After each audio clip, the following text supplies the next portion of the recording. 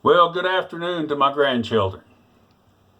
It's another opportunity for us to read another chapter. I'm sorry I didn't get this done this morning. I had lots of work to do, and so I didn't get it done. But we'll do it this afternoon, and I'm sorry if I wasn't done in time for your nap, but we're trying our best. I know you are too.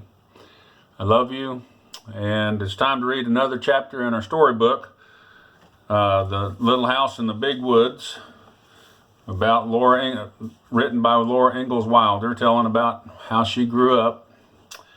And this chapter is entitled The Wonderful Machine. We only have 2 chapters to go, so just The Wonderful Machine and then The Deer in the Wood. And so we'll be done with this particular story pretty soon. So let me read this chapter to you, and then we'll get on with things.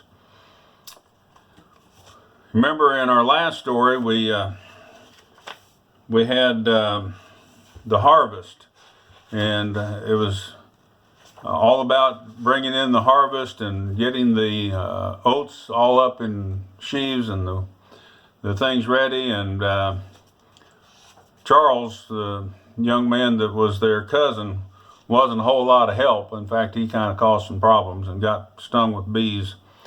But we'll see where we are now. The next day, Pa cut the heads from several bundles of the oats, and he brought the clean, bright yellow straws to Ma. She put them in a tub of water to soften them and keep them soft, and then she sat in the chair by the side of the tub and braided the straws. She took up several of them and knotted the ends together and began to braid. The straws were different lengths, and when she came to near the end of one straw, she put on a new long straw from the tub in its place and went on braiding. She let the end of the braid fall back into the water and kept on braiding till she had many yards of braid. All her spare time for days she was braiding straws. She made a fine, narrow, smooth braid, using 7 of the smaller straws. She used 9 larger straws for a wider braid and made it notched all along the edges, and from the very largest of the straws she made the widest braid of all. When all the straws were braided, she threaded a needle with strong white thread and began at the end of the braid. She sewed it around and around and around, holding the braid so it would lie flat after it was sewed. This made a little mat. And Ma said it was the top, or the crown, of a hat. So then she held the braid tighter on one edge and kept on sewing it around and around, and the braid drew in and made the sides of the crown of the hat. Then when the crown was high enough, Ma held the braid loosely again, and she just kept on sewing around and around, and the braid lay flat, and that was the hat brim. When the brim was wide enough, Ma cut the braid and sewed the end fast so that it could not unbraid itself. Ma sewed hats for Mary, for Laura, and of the finest, narrowest braid. For Pa and for herself she made hats of the wider, notched braid. That was Pa's Sunday hat. Then she made him 2 everyday hats of the coarser, widest braid. When she finished a hat, Ma set it on the board to dry, shaping it so nicely as she did, and so when it dried, it stayed in the shape that she gave it.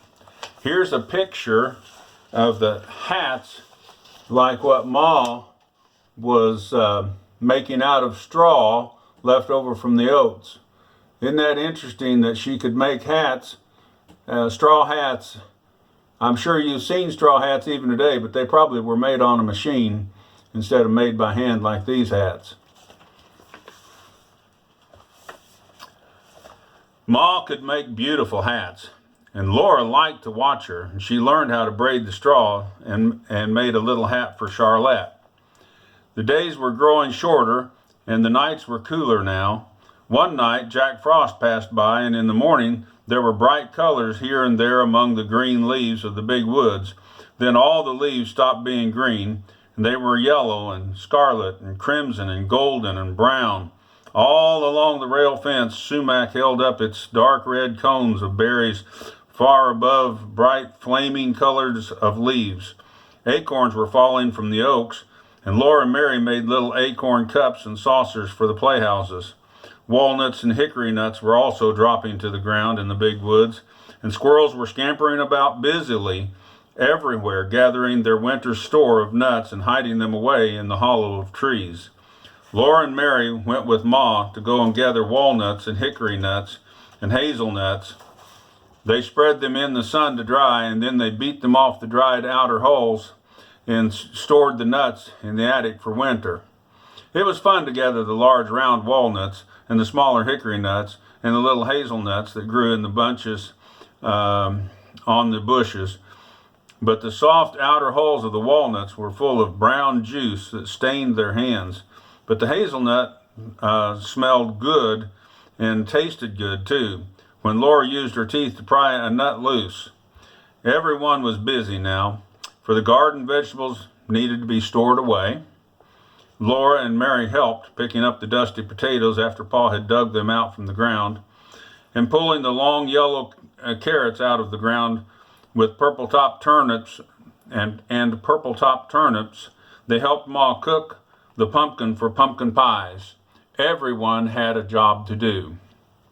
With the butcher knife, Ma cut the big orange-colored pumpkins into halves, and she cleaned the seeds out of the center and cut the pumpkin into long slices, from which she pared the rind, and Laura helped her cut the slices into cubes.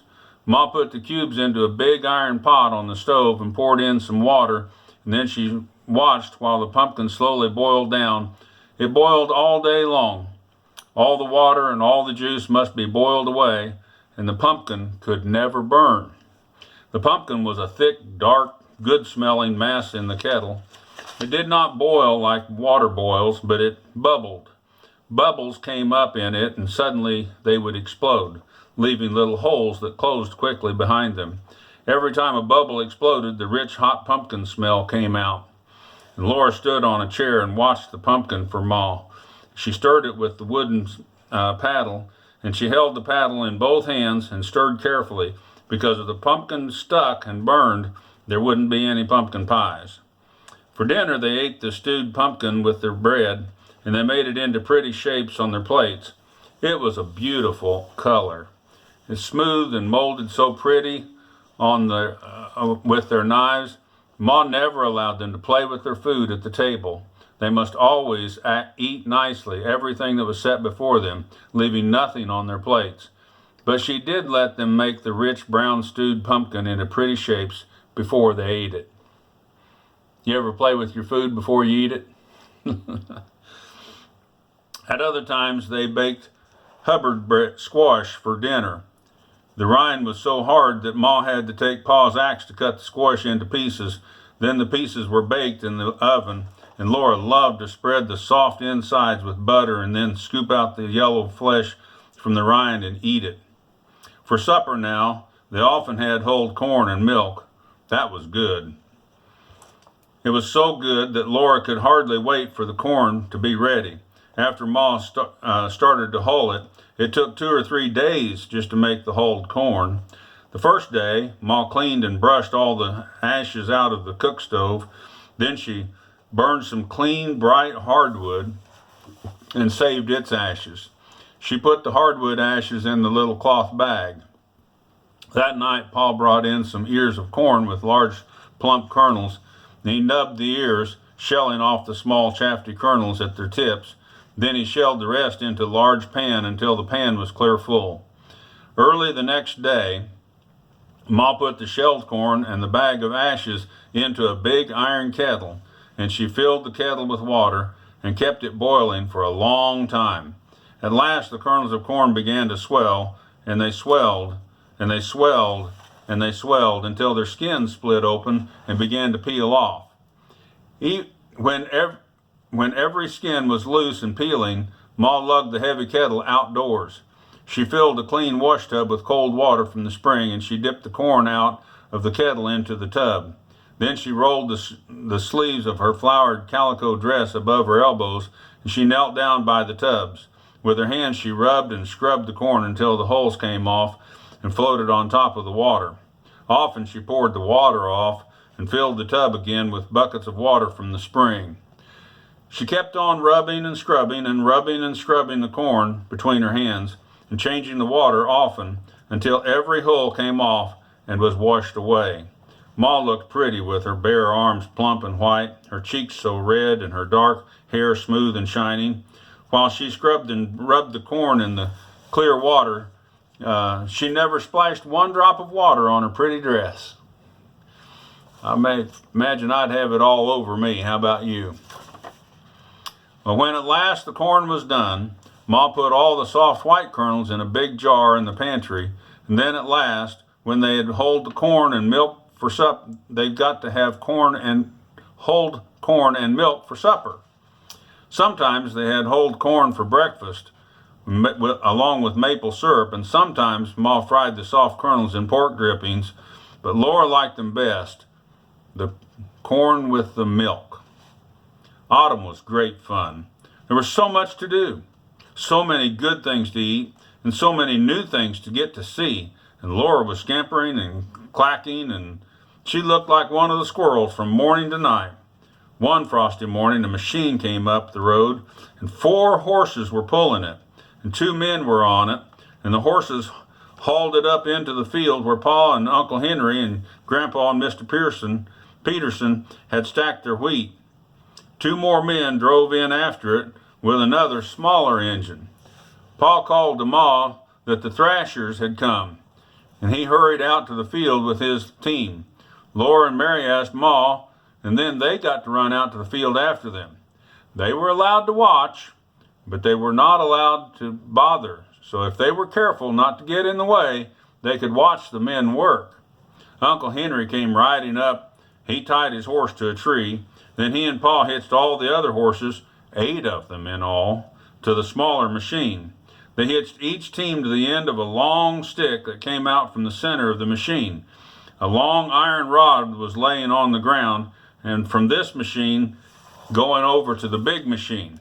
Afterwards, Laura and Mary asked questions, and Paul told them that the big machine was called the separator, and the rod was called the tumbling rod, and the little machine was called the horsepower.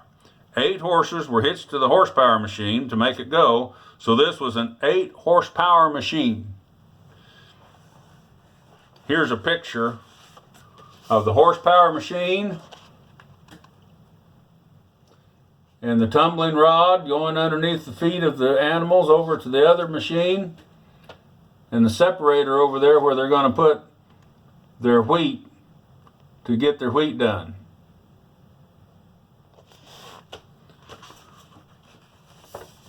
I remember when I was growing up, Grandpa Earl still was using a threshing machine, and finally he got a combine to be able to get his wheat in, and he was so happy to have that combine, it was unbelievable.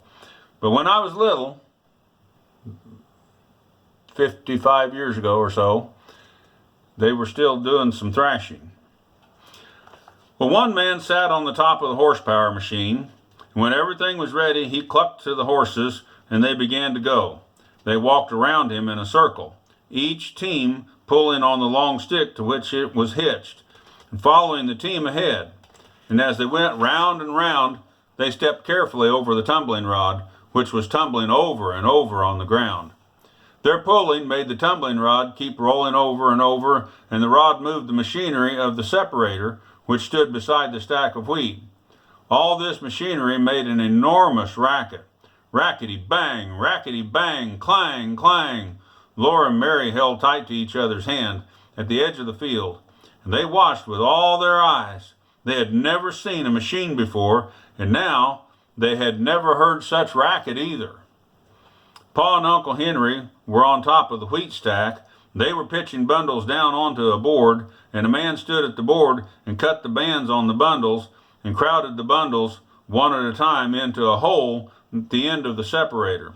The hole looked kind of like the separator's big mouth, and it had a long iron teeth. The teeth were chewing and chewing and chewing, and they chewed the bundles, and the separator swallowed them, and straw blew out the separator's other end, and Wheat poured out of the side. 2 men were working fast as they could, trampling the straw and building it into a stack. 1 man was working fast, stacking the pouring grain.